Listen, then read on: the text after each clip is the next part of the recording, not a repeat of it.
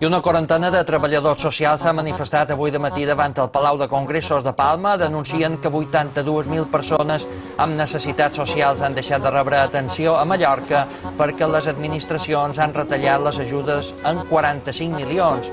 Això també afectaria de més 2.000 treballadors dels serveis socials que han perdut la feina o la perdran, diuen.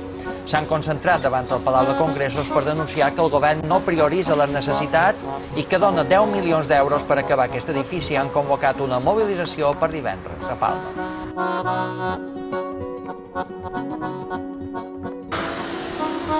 L'associació Prosocial denuncia el fet que en el pressupost del 2012 el govern balear retalla la partida destinada a la renda mínima d'inserció social a gairebé la meitat, passant de 5,1 milions al 2011 a 2,8 milions.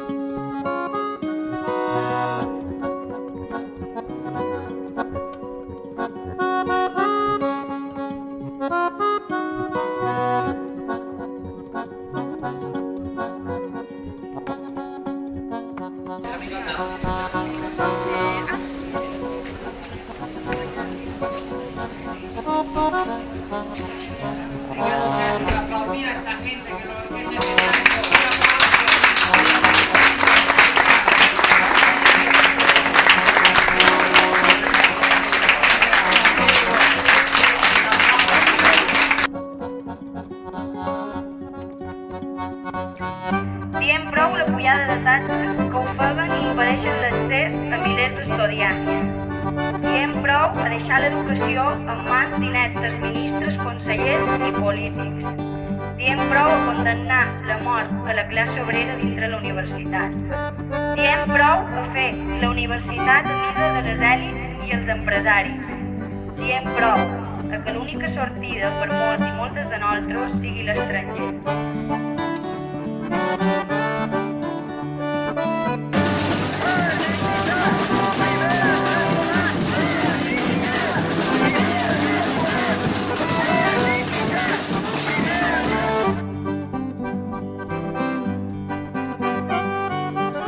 Tens 59 anys i 30 anys de professió dins els serveis socials.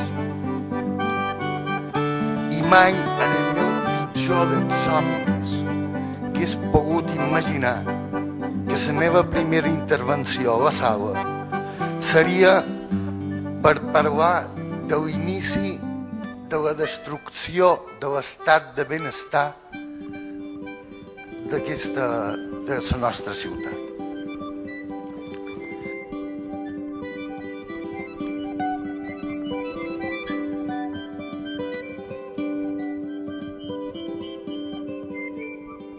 El grupo de profesionales del ámbito social no es ajeno a la crisis actual.